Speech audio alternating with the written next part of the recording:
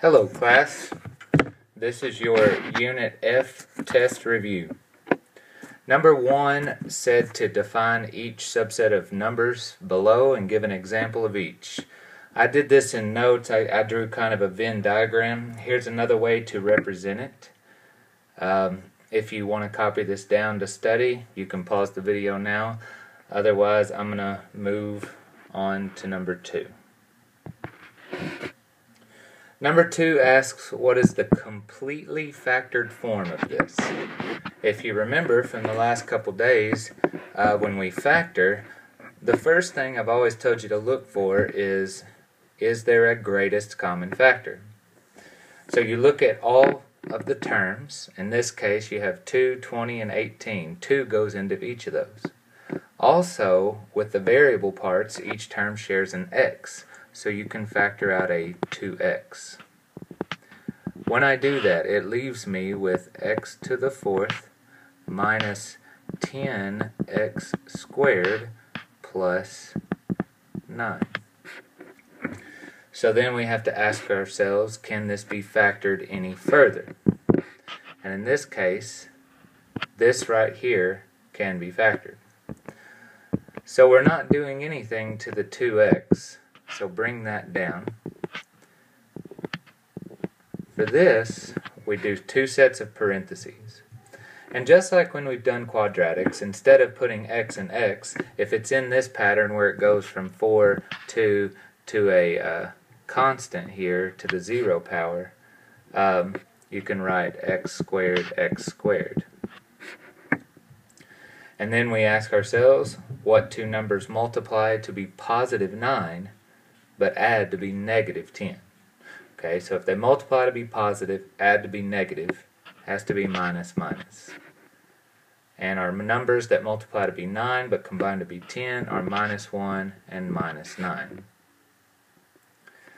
The next question is, can these be factored further?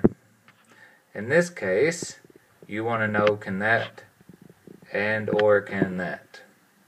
And both of these can be factored using the difference of 2 squares pattern. Okay, if you're subtracting 2 perfect squares, you can factor it into a plus b and a minus b. So again, we're not touching the 2x. Bring it down. Each quadratic gets factored. So if I start with the first one, we get x plus 1, x minus 1. The second quadratic, since it's the difference of 2 squares, the square root of 9 is 3, so plus 3 minus 3. At this point, we've broken it down into its factored form. That is the answer to number 2.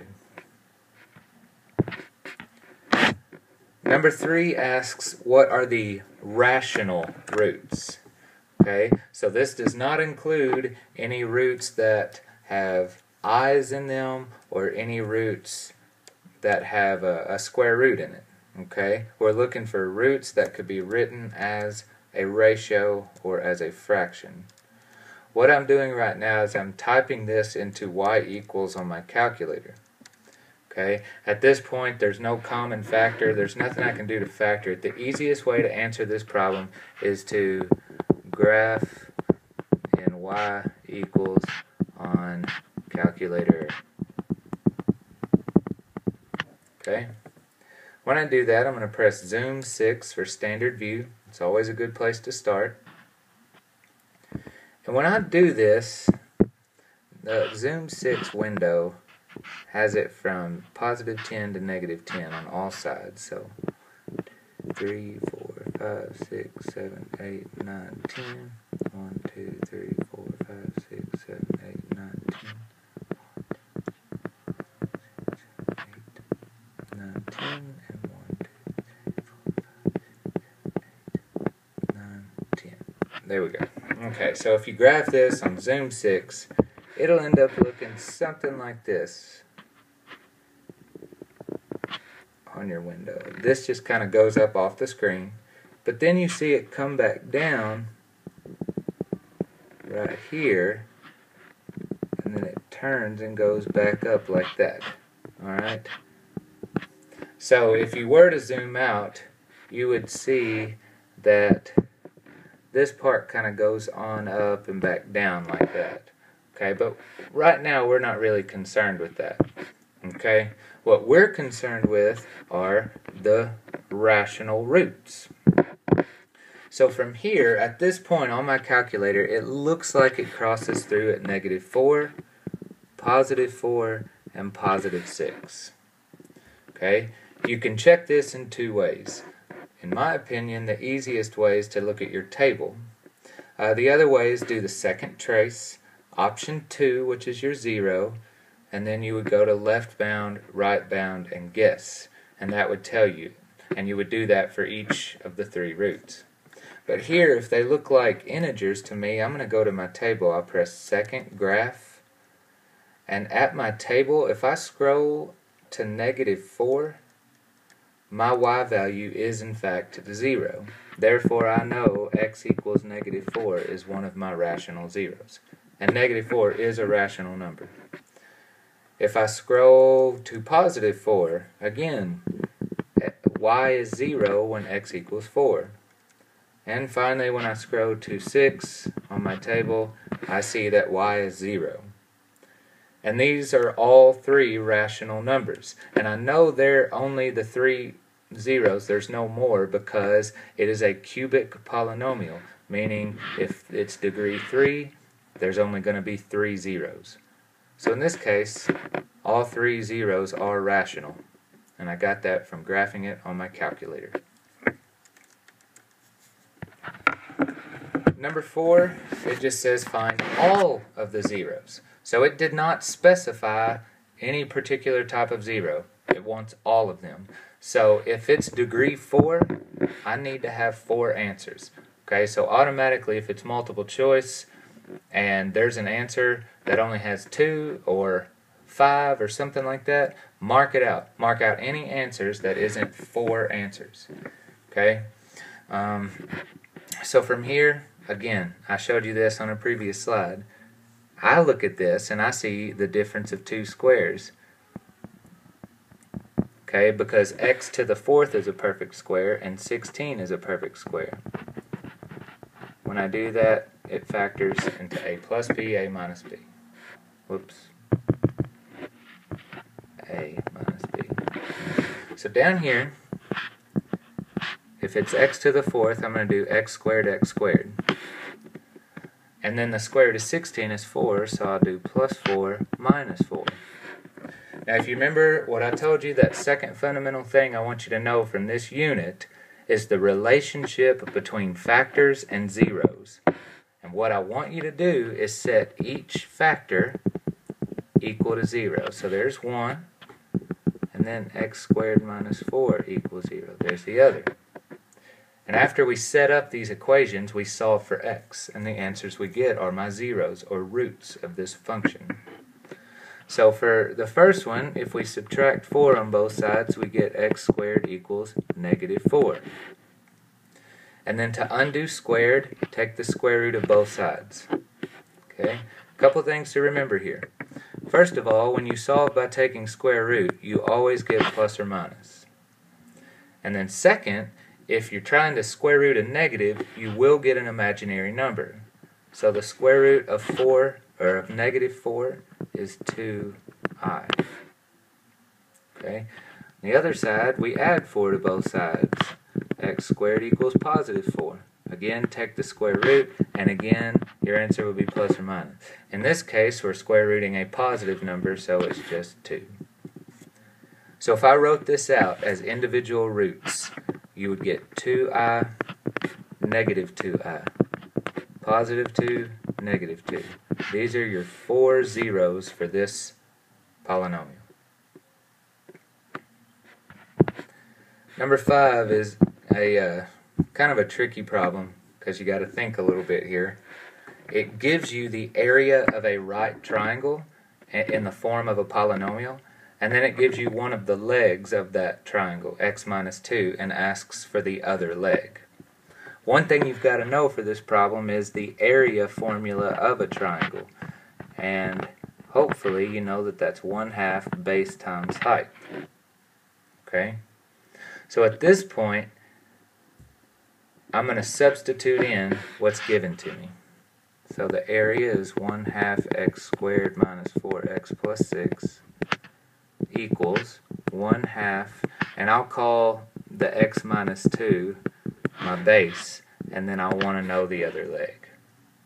Okay, so I'll just put h because that's what I want to know. The first thing you need to do, and I know you don't like fractions, so the first thing we're going to do is get rid of those fractions. If I want to get rid of this 1/2 right here, to undo 1/2, you multiply both sides by 2, and that will undo that 1/2 there. In this case, if I'm undoing that, I'm left with simply x minus 2 times h. Okay? Because I multiplied this whole side by 2, so taking half of it times 2 just undoes that. On the left side, I distribute that 2 into each of the 3 terms. So again, 2 times 1/2 is just 1x squared. 2 times negative 4x is negative 8x. And 2 times 6 is 12. At this point, to solve for h, right now it's x minus 2 times h. So to undo that multiplication, divide both sides by x minus 2. Divide this side by x minus 2. Okay? And right here, you're dividing polynomials. What I want you to use is synthetic division. Okay? So if we're dividing by x minus 2, positive 2 goes in your box. Okay? And then we write the coefficients of our dividend over next to that. So that's 1x squared, negative 8x, and plus 12. Okay? Bring down your 1. 1 times 2 is 2. Negative 8 plus 2 is negative 6. Negative 6 times 2 is negative 12. And when I combine those, I get no remainder. Okay? Since I was dividing a quadratic by a linear, my answer will start with 1x minus 6. That right there is the other leg. Okay? So, just to review the steps, use the area formula of a triangle. To undo the 1/2, multiply both sides by 2. When you multiply both sides by 2, you're left with the base times the height, or one leg times the other leg. To undo that, you divide by that leg, and that will cancel it out on this side and leave you with the remaining leg. And then we divide, we perform this operation using our synthetic division. And the final answer is what you're left with. Number 6. They give you that f of negative 5 equals 0 and f of positive 1 equals 0. Okay? What that means is that I'm given 2 of my roots. Okay? If x equals negative 5 gives you 0, that's a 0 of the function. And also positive 1. So they give you 2 zeros of this function and then ask you to factor it completely given these 2 zeros. Alright, so if I know that negative 5 is a 0, I can factor that down and break it down to a cubic polynomial. But then I have another 0, so I can apply synthetic division again and break it down to a quadratic. So let's see what happens. I'll put negative 5 in the box and my coefficients out to the side of it. And they told me this is a 0, so I better get 0 as my remainder. If I bring down 1 times negative 5 is negative 5. 6 minus 5 is 1. 1 times negative 5 is negative 5. Combined with 2 is negative 3. Negative 3 times negative 5 is positive 15. Negative 14 plus 15 is 1. And 1 times negative 5 is negative 5, and that gives me 0. So what I can do at this point, since I'm left with these right here, I can just use those as my new coefficients, and continue my synthetic division with my other 0. Okay? So now, bring down the 1. 1 times 1 is 1. 1 plus 1 is 2. 2 times 1 is 2. Negative 3 plus 2 is negative 1. Negative 1 times 1 is negative 1, and I get 0. Okay? So the idea here, after I factored out the first one, I got 1x cubed plus 1x squared minus 3x plus 1. And I used those same coefficients and the other 0 that they gave me to factor it using synthetic division again. At this point, I'll have 1x squared plus 2x minus 1. So to write down all of the factors at this point, I have x plus 5 coming from the 0 of negative 5. I have x minus 1 coming from the 0 of positive 1. And then x squared plus 2x minus 1. At this point, you could ask yourself if this quadratic can be factored. Okay? Let's see. This one right here. Can that be factored? And the question is, are there two numbers that multiply to be negative 1 but add to be positive 2? Okay. Well, the only factors of negative 1, the only way you could multiply two numbers and get that is 1 times negative 1. It's the only way. And those definitely don't add to be positive 2. So the thing is that can't be factored. So when it says factor completely, at this point, you're done. Number 7. It says, what are the rational roots? Okay, so you really need to focus on that word. Not all roots. Now, there are 4 roots, but that doesn't mean all 4 of them are rational. Okay? This problem, you can factor it using that same method that I've done on other problems. Only instead of x and x, we'll use x squared. Two numbers that multiply to be negative 20, but combine to be positive 1. Factors of 20, 1 and 20. I can't get 1 out of that. 2 and 10. I can't get 1 out of that. 4 and 5. Yep, the difference there is 1. So if I want positive 1, I'll do plus 5 and then minus 4. Okay? Again, set each factor equal to 0 and solve each equation. Okay? If I solve the one on the left, I'll get x squared equals negative 5. When I take the square root, I get x equals plus or minus I square root of 5. That is definitely not a rational number, so I'm not going to include that in my answer. So when I solve the one on the right side, I add 4 to 0. I get positive 4.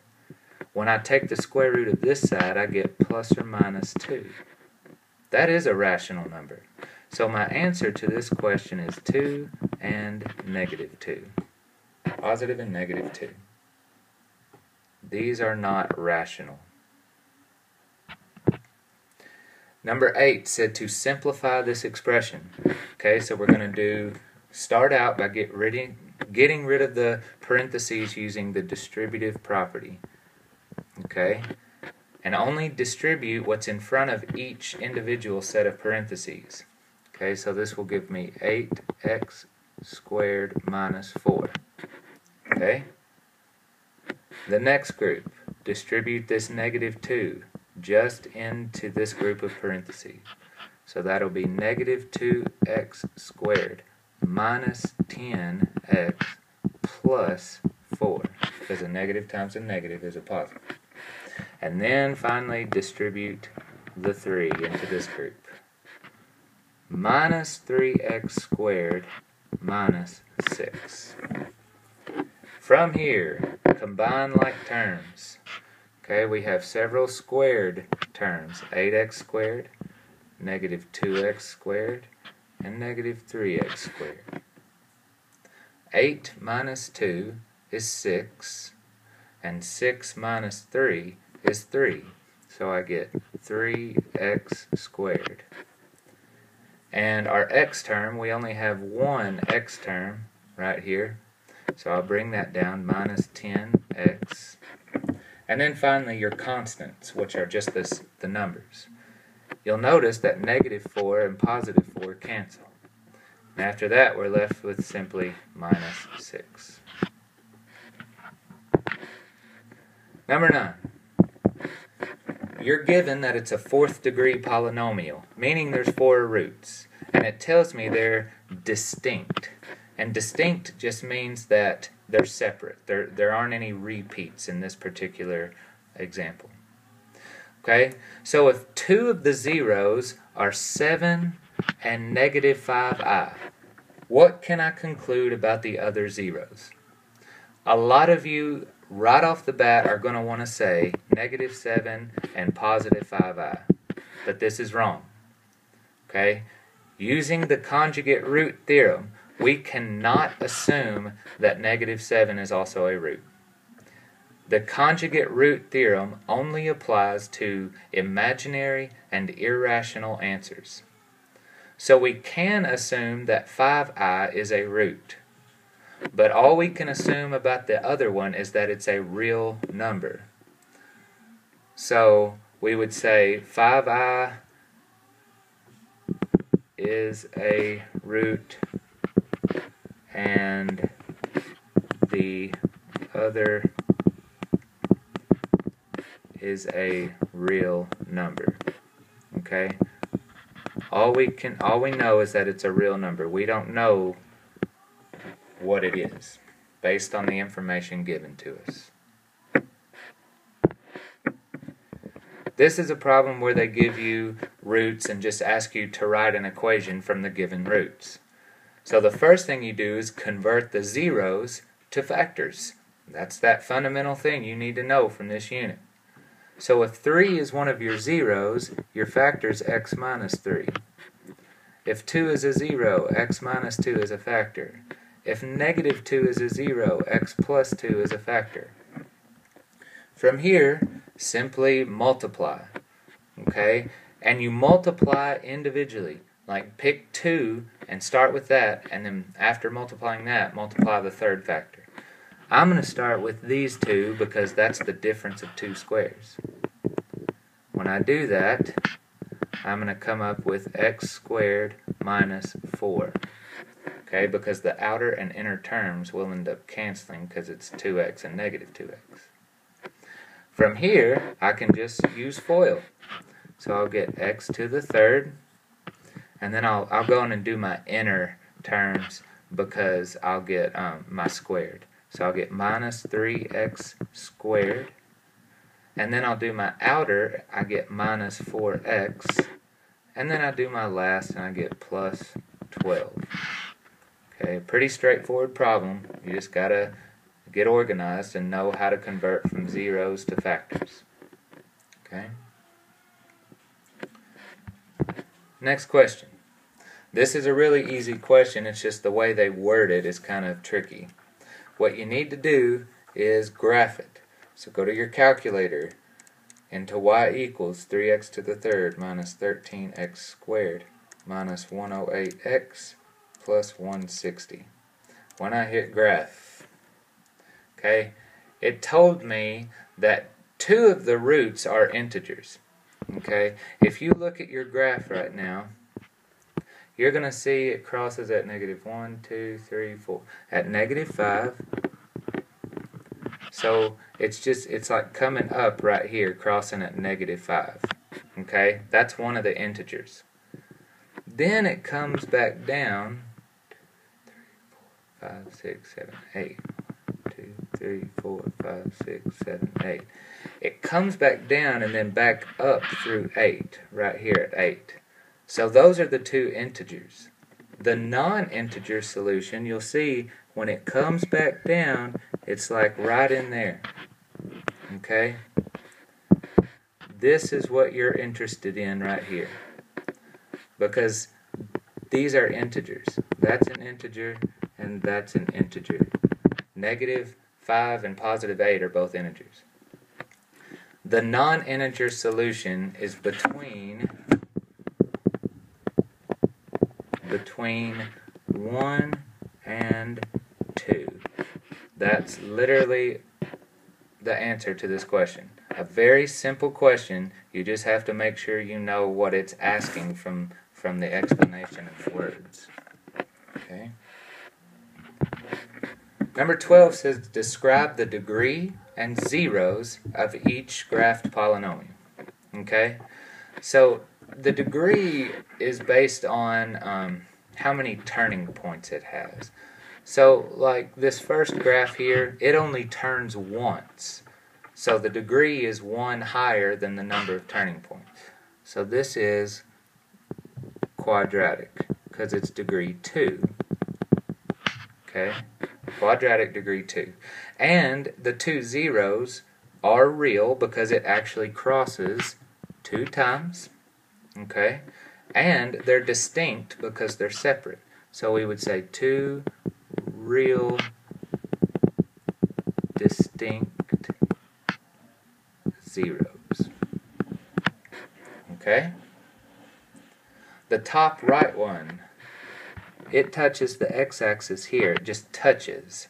Okay, so that represents 2 zeros. It's a repeat 0, but it's just one distinct, okay, because it's not 2 separate zeros. It's the same 0 happening twice. And then here, okay? But this graph has 2 turning points, meaning it's cubic or degree 3. Okay, but it still just has 2 real distinct zeros. Has 3 total zeros, but only 2 distinct. Because, you know, like I said, this one here is a repeat. Okay. Bottom left, it only has 1 real, but it turns twice. See, here's 1 time and then 2 times right there. So again, this is also cubic, but it just has 1 real distinct 0. So since it goes through only 1 time, and there's no repeats here, that means there's 2 imaginary zeros. Okay.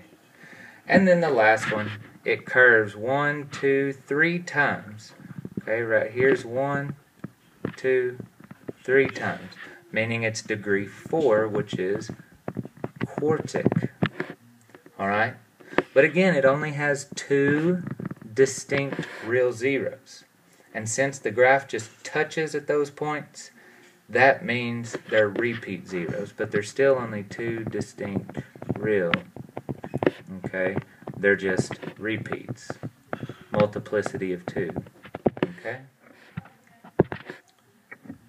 Number 13. Write a linear function given that f of 2 equals 2. If I wrote that as an ordered pair, the x is 2 and the y is 2. Same over here. The x is the 5. F of x, right? F of 5. And I get 0 for my y. So write a function, a linear function, using these two points. Okay? What you need to know is y equals mx plus b, where m is the slope and b is the y-intercept. Okay? First, you got to know how to find slope from 2 points. Okay, so we do the change in y's. So I'll do 2 minus 0 over the change in x. Okay, so 2 minus 5. You got to go in the same order. Okay, I just went from left to right. You could go right to left. It doesn't matter. That'll give me 2 over negative 3, or negative 2/3. Okay, from here, I'm going to substitute into the form and use one of the given points. So I'll use 5, 0 because it's easy to work with 0. So that'll be my x and y, and then this will be my m for my slope. Because what I'm missing is b. So I'll do y equals, that's 0 equals, m, which is negative 2/3, times x, which is 5, plus b. Solve for b. Negative 2/3 times 5 is negative 10/3. I just did 5 times 2, it's 10, plus b. And to solve for b, you just add negative 10, or you add 10 over 3 to both sides. So 0 plus 10 over 3 is 10 over 3. Okay? So now I know my b and my m, and I can write my final answer. Y equals m, negative 2/3, x, plus b, which is 10/3. That's the final answer right there, using the m and the b. Classify this by its degree. This could not be easier. Okay? The degree is based on how many zeros there are. It's the fundamental theorem of algebra. So you get 1 as a 0, negative 5, negative 7, and positive 2. You would get 4 zeros. So it's degree 4, and the classification for that is quartic. 4 quarters in a dollar. So that's the classification. Simplify, we just use the distributive property. Keep in mind, okay, you're only going to just stick the v in front of each of these terms. So 3v times w squared is just 3vw squared. 3v times xv squared is plus 3x, and v times v squared is v to the third. And then 3v times 4 is 12v. Pretty straightforward, just distributive property. 16, factor this. We can't just go straight to this and do x and x. We can't do that because it's 5x squared. So here's how we have to do it. AC. 5 times negative 2 is negative 10. My b value is 3. I need two numbers that multiply to be negative 10, but add to be 3. If they multiply to be negative, one will be positive, one will be negative. Okay? So if I want to get positive 3, my bigger factor needs to be my positive one. So 5 times negative 2 is negative 10. 5 minus 2 is positive 3. We use those to split the middle term. So that'll give us 5x squared plus 5x minus 2x minus 2. Okay?